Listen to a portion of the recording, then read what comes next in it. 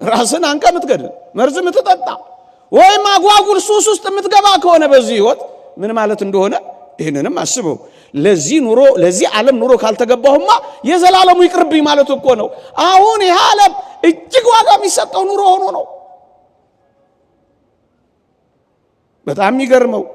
ይህን ዓለም የመጨረሻ ማድረግ እኮ ነው ይህን ዓለም የመጨረሻ ሲያረጉ እኮ ናቸው ራሳቸውን በመጨረሻው ኃጢአት የሚጥሉት ብዙ ሰዎች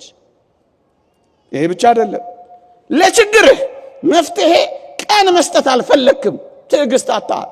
አንድ ቁም ነገር እንነጋገር የዛሬ ብዙ ዓመት እኛ ልጆች ሳለን አንድ በሽታ ምድራችን ላይ ተነስቶ ነበር HIV ኤድስ የሚባል አንዳንዶች ራሳቸውን ሰቅለው ገደሉ ሰምተናል በየሰፈሮቻችን ብዙዎች ግን እስካሁን እግዚአብሔርን እያመሰገኑ አሉ ቀን የሚያመጣውን ምን ታውቃለህ እግዚአብሔር የሚያመጣውን ምን ታውቃለህ ለምን ትዕግስት ታጣለህ ለምን በራስ ትፈርዳለህ ለጊዜው ሊያሰናክል ለጊዜው ሊያደክም ይችላል ግድ የለህም ታገስ ቀን ስጥ እግዚአብሔር ቀን የሚያመጣውን አታውቅም ይላል እግዚአብሔር ቃል ምን ታውቃለህ ችግርህን ለአንዴና ለመጨረሻ ጊዜ የሚፈታልህ ሞት ብቻ መስሎ ተሰምቷል ማለት ነው ውሸት ነው ሞት ችግር እንጂ ችግርን አይፈታም ራሱ ችግር ነው የሚሆንብህ አንተ ራስን ማጥፋት ችግርን ሳይሆን የሚያጠፋው ህልውናህን እንደሚያጠፋው ተረዳው አደራን ራስን ሳይሆን ችግርህን አጥፋው አንተ ወጣት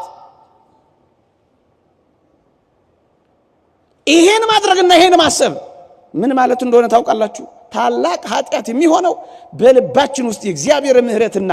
እግዚአብሔር ያደረገውን ይህንን ሁሉ ውለታ መካድ እኮ የሚሆነው ለዚህ ነው